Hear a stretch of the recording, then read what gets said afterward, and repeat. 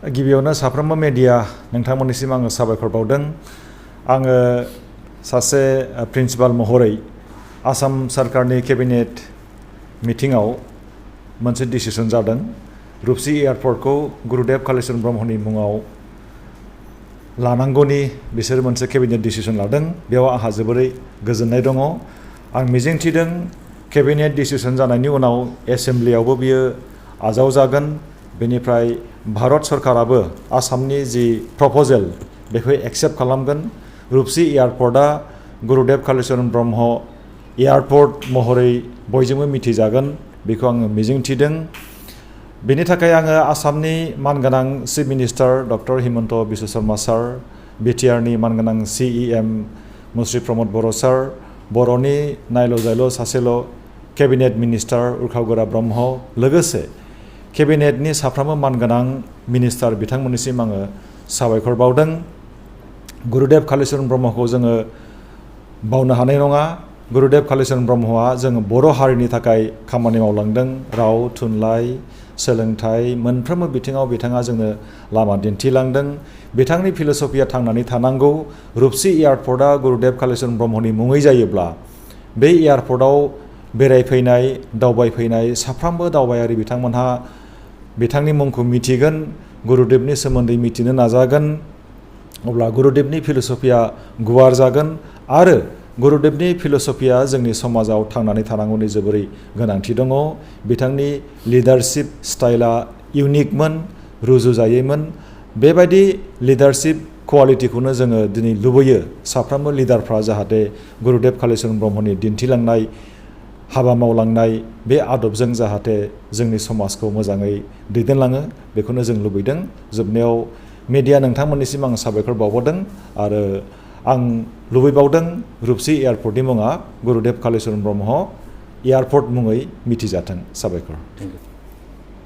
मिडियानि नुजाफैनाय नोंथांमोननिसिम साबायखर बावबाय। जों दिनै गुरुदेव कालीचरण ब्रह्म ट्रास्टनिफ्राय मोनसे बे प्रेस मिटखौ खालामनाय जादों। बिथां गुरुदेव कालीचरण ब्रह्म ट्रास्टनिनो मानगोनां आफादगिरि डक्टर अजित बर' बिथां दङ आरो गुरुदेव कालीचरण ब्रह्म गुरुदेव पाब्लिकेसन बर्डनि नेहाथारि जतिन्द्र बसुमतारी बिथां दङ। जोंनि प्रेस मिटनि थांखिया बेनो जे मैया दाख्लैहाय जे आसाम केबिनेटआव रुपसीनि बिरखां गाथोनखौ गुरुदेव कालीचरण ब्रह्मनि नामै नामाकरन खालामनाय गुरुदेवनि नाम दोननानै जे केबिनेट पास खालामबाय, केबिनेटआव सिद्धान्त लाबाय, बेखौ गुरुदेव कालीचरण ब्रह्म ट्रास्टनिफ्राय जोङो गोसो गोरबोजों जों बरायो आरो बिनि थाखाय आसामनि गिबि मन्थ्रि डक्टर हिमन्त बिश्व शर्मा बिथांखौ जोङो रोजा रोजा साबायखर होनाय जायो आरो बिथांखौ जों मान होनाय जायो बे हाबाखौ मावफुंनायनि थाखाय। लोगोसे बिटिआरनि मानगोनां चिफ प्रमद बर' मानव गेदेरनिसिमबो जों बिनि थाखाय रोजा रोजा साबायखर बावनाय जायो आरो लोगोसे मानगोनां केबिनेट मन्थ्रि उर्खावगोरा ब्रह्म मानव गेदेर बिथांनिसिमबो बे हाबा जाफुंनायनि थाखाय जों रोजा रोजा गुरुदेव कालीचरण ब्रह्म ट्रास्टनिफ्राय बिथांनिसिम साबायखर आरो बिथांखौ जों मान जासियो। लोगोसे जेसेबां केबिनेट मन्थ्रि दं आसामाव बिथांमोननिसिम जोङो रोजा रोजा साबायखर आरो मान होनाय जायो।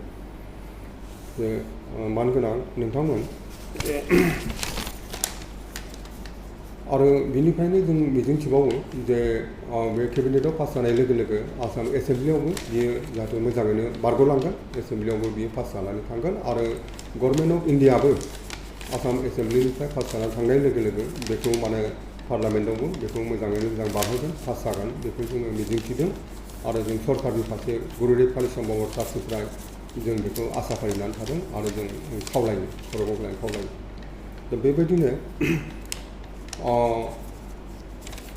गुरुदेवनि बिहोमाखौ बयबो मिथिखागौ आरो बेफोर सरकारनि बे मोजां गिदिर पदक्षेप बे हाबा मावनायनि गेजेरजों गुरुदेवनि फिल'सफिया गोसारनांगौ आरो अब्ला सरकारा बेबायदि गिदिर गिदिर गुरुदेवनि मुङै बे हाबाफोरखौ मावनायनि गेजेरजों माने गुरुदेवनि फिल'सफिया आरो गोबांसिन जोंनि गेजेराव समाजनि गेजेराव एबा मुलुगाव गोसारनो खाबु मोनगोन होनना जों मिजिंथिदों आरो गुरुदेवनि फिल'सफिखौ बयबो मिथिनांगौ।